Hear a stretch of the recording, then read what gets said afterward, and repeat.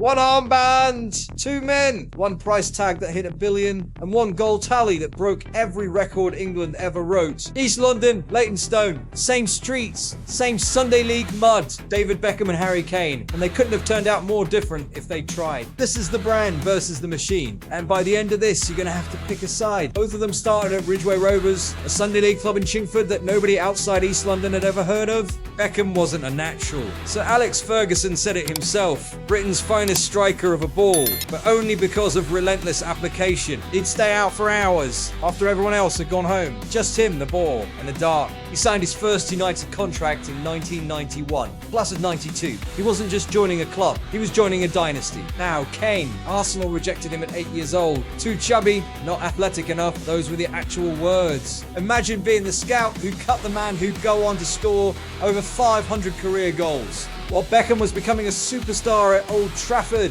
Kane was getting the proper graft education. Lone moves, hard yards, no safety net.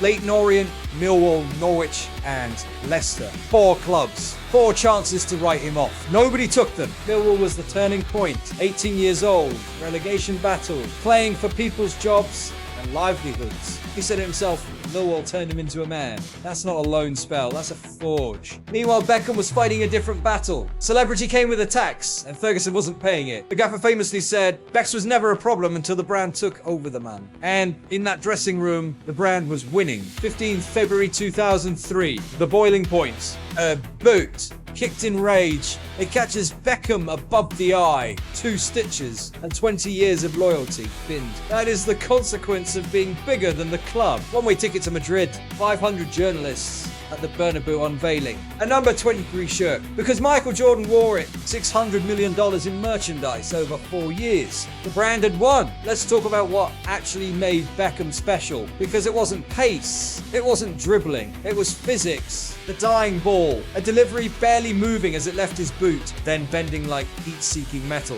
He'd lean his entire body weight to the left to generate that arc. It wasn't talent, it was engineering. And on the right flank with Gary Neville, they were telepathic. 6 Premier League titles off the back of that partnership. Now look at how Kane evolved. He came in as a traditional 9. Big, physical, box presence. That was the plan. Then Pochettino looked at him differently. What if the 9 vacated the box and became the 10 when Kane dropped deep? Opposition centre-backs didn't know whether to follow him or hold their line. That hesitation, that's the gap Son lived in. 14 goal combinations in 1 season, a record that's never been touched. In 2021, Kane didn't just win the Golden Boot, he won Playmaker of the Season, the striker who was also the quarterback. But here's where the 2 men bleed into each other, because both of them faced the same fire and it nearly destroyed them. France 1998. Beckham, 23 years old, already the nation's darling. Then Argentina, and one moment of madness. He kicked out at Simeone. England went out, and overnight, he became the most hated man in the country. Death threats, effigies hanging outside pubs, a dartboard with his face on it. 3 years of that. 3 years. Then, 93rd minute, World Cup qualifier, Greece, a free kick that changed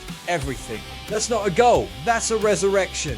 Kane's fire came in Qatar, the 2022 World Cup, a penalty against France. France, of all team, 50 penalties in training every single day, and it still sailed over the bar. The weight of 50 million people, and it just went. But like Beckham, he got back up. He became England's all-time top scorer. 54 goals in 39 fewer games than Rooney needed. Now we get to the part that divides opinion. Trophies. Because this is where the numbers don't lie, and they don't flatter Kane. Beckham, 19 major trophies. League titles in England, Spain, America, France. The 1999 treble, where he provided both corners that broke Bayern's hearts in Barcelona. Kane walked into Bayern Munich with 0 trophies and a point to prove. And in 2 seasons, he proved it. The 2025 Bundesliga title, the Beckenbauer Super Cup, the no trophy narrative, officially binned. And in the Champions League, he's the highest scoring Englishman in the competition's history. 50 goals. He's overtaken Beckham's combined European output.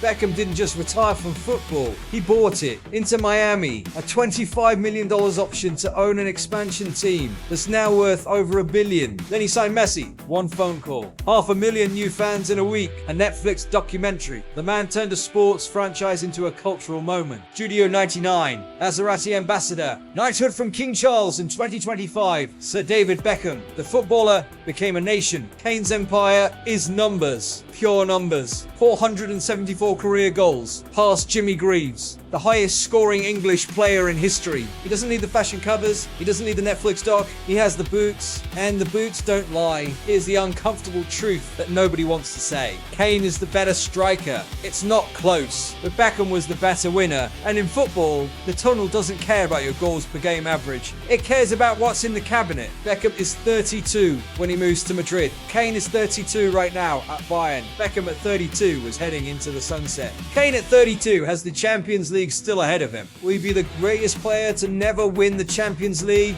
Or will Munich finally be the stage that completes the machine? VAR check time. Let's go through the tape. Beckham, 19 major trophies, titles in 4 countries, a global empire worth billions, the icon. Verified. Kane, England's greatest scorer, fastest century in European football, 500 career goals. Still going. A machine. Verified. Beckham was the better winner. Kane is the better striker. Both of them built something that'll outlast any trophy or any record. Now it's your turn. Who do you take? Drop it in the comments. Brand or machine? And if you reckon there's another comparison that needs the VAR treatment, name it below. Subscribe. Stay inside the tunnel.